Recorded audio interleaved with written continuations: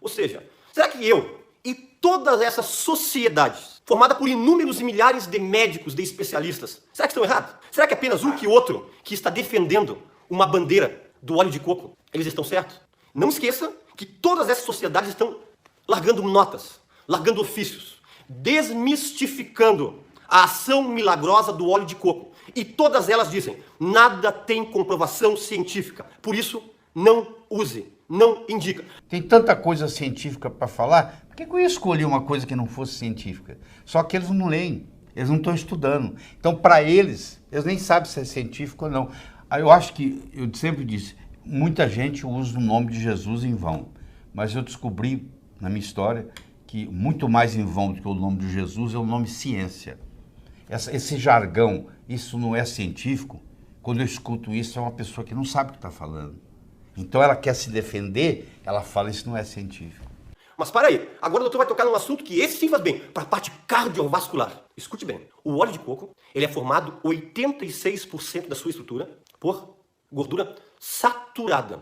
Quando você ouvir gordura saturada, entende-se gordura ruim, gordura que entope a artéria, gordura que facilita infarto, gordura que facilita angina, gordura que facilita AVC isquêmico. As pessoas estão se manifestando aqui, estão um pouco impressionadas com essa informação sobre o colesterol, né?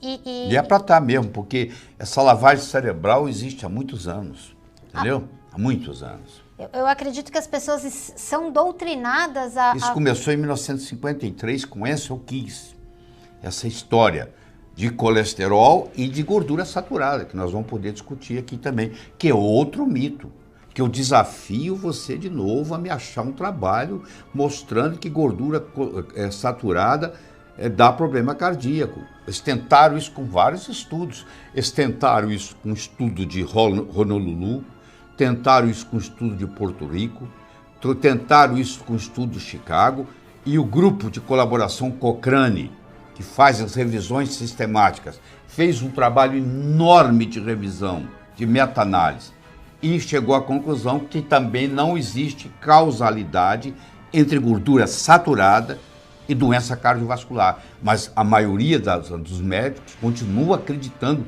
nesse dogma. Eu desafio aqui você me mostrar um trabalho científico de causalidade, não de correlação. Correlação eu te mostro que aumento de venda de tênis causa diabetes. Isso é correlação. Eu estou falando de causação, de causalidade. Não existe. Foi uma hipótese também equivocada. Mas para aí, eu tenho ouvido palestras, muitos médicos, alguns dizendo que essa gordura saturada é um ácido chamado ácido láurico, que esse é uma gordura boa, uma gordura que ajuda a desentupir, lubrificar as artérias. Sabe o que a American Heart Association fala sobre isso? Que isso aí é apenas alguns relatos de casos, algo experimental, sem comprovação científica nenhuma. Não é eu que estou falando. É a Associação Norte-Americana de Cardiologia. Se você quiser estudar mais, eu espero que aqui seja só o começo dessa conversa, eu estou te dando aí 5 sites importantes sobre o óleo de coco. Eu gostaria de enfatizar o terceiro, que é a westernprice.org, que é o melhor site de nutrologia que tem no mundo. E gostaria de enfatizar o último, que é o coconutresearchcenter.org, que é um site que põe as publicações científicas com relação ao óleo de coco. Então, se alguém questionar para você que isso não é científico, você leva essa pessoa até o coconutresearchcenter.org e mostra que toda a parte científica que está lá. Sabe quem é que está por trás disso? A ABRAM, Associação Brasileira de Nutrólogos. Uma associação muito séria. Ah, doutor Fernando, mas tem alguns nutricionistas ou nutrólogos que talvez falem o contrário. É um que outro. Eu estou aqui falando em relação ao documento oficial da ABRAM, dessa sociedade. Recentemente, a Associação Brasileira de Nutrologia fez um comunicado dizendo que você não teria que ter cuidado em ingerir óleo de coco por isso. E eles citaram 10 trabalhos. Por sinal, os trabalhos estão aqui, ó. 1, 2, 3, 4, 5, 6, 7, 8, 9, 10. Eu fiz questão de buscar os trabalhos e fazer uma análise crítica. Primeiro, eu vou lhe dizer que nenhum deles fala mal do óleo de coco, para começar. Não encontrei, quer dizer, quem fez esse comunicado não conseguiu encontrar na literatura nada que falasse mal do óleo de coco. Pelo contrário, 3 deles não tem nada a ver com eficácia. 3 deles têm a ver se o coco é virgem, se não é virgem, se extrai a frio, se extrai a quente. São técnicas operacionais. E 7 deles têm a ver com o processo. E todos eles falando, nenhum deles fala mal, um é meio neutro e os outros falam bem. Mas o óleo de coco não é bom para a proteção do cérebro? Ele não previne doenças neurodegenerativas, essas que o senhor citou agora há pouco aí? Obviamente não tem comprovação científica nenhuma. Pergunte para algum neurologista ou algum neurocirurgião que você tem acesso ou que você vai consultar. O senhor prescreve óleo de coco? Especialistas muito sérios. Especialistas que lidam com áreas muito específicas dessa área. São os que entendem mais essas doenças neurodegenerativas. O que eles vão dizer para você? Obviamente que eu não prescrevo. Aqui está a doutora Mary Newport, escreveu esse best-seller, esse é um best-seller do New York Times, onde o marido dela, Steve, desenvolveu Alzheimer e ela não tinha mais o que fazer com ele. E ela começou a dar para ele óleo de coco, sem nenhuma esperança, e de repente a melhora foi absoluta. Ele voltou a ser o contador da firma dela, ele voltou a dirigir, e aqui está mostrando para vocês que quando você ingere o óleo de coco, você gera no seu corpo corpos cetônicos, que são 3, acetona, acetoacetato e beta-hidroxibutirato, e esses corpos cetônicos gerados a partir dos triglicéridos de cadeia média do coco são de grande valia no metabolismo energético do cérebro. O cérebro gosta de ser alimentado com corpos cetônicos. Olha que coisa interessante. O paciente com Alzheimer, você faz um teste nele chamado teste do relógio. Você entrega para ele uma folha em branco e pede ele para desenhar um relógio.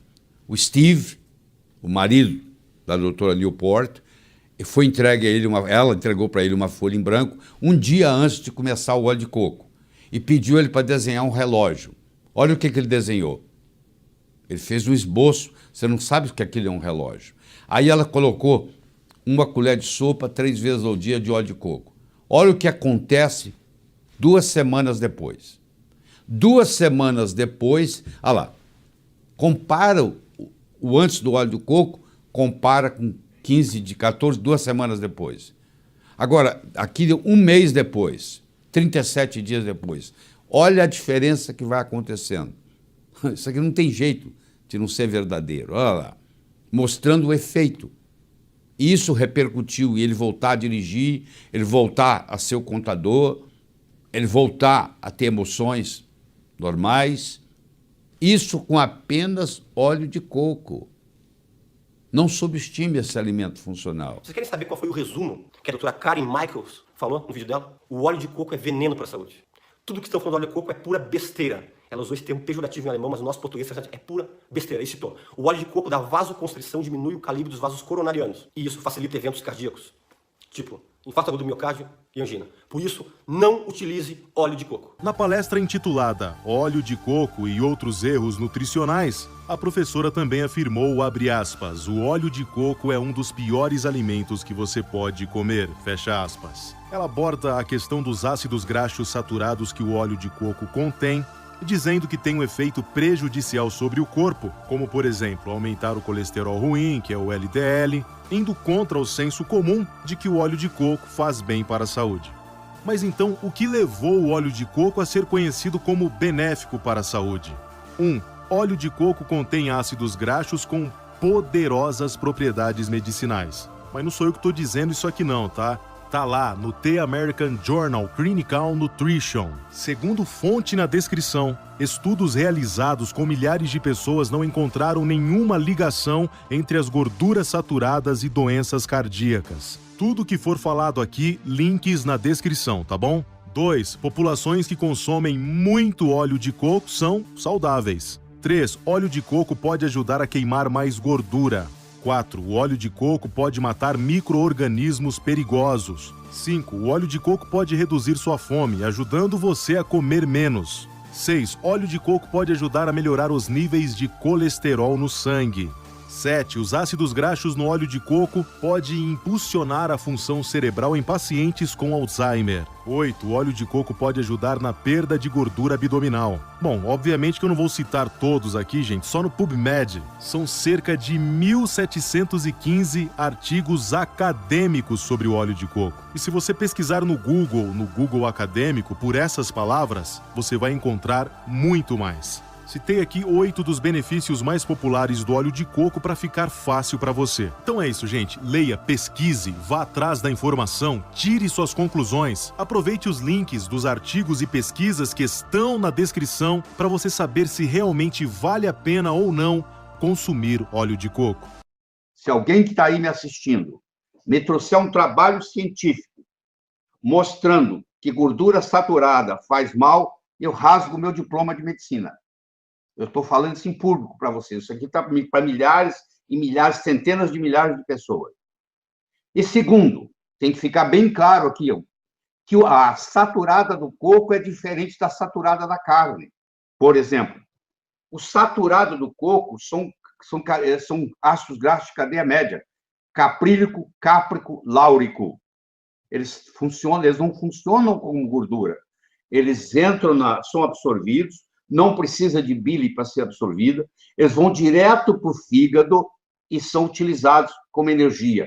E eles são termogênicos, eles aumentam o metabolismo. E tem trabalhos e mais trabalhos e mais trabalhos sobre isso.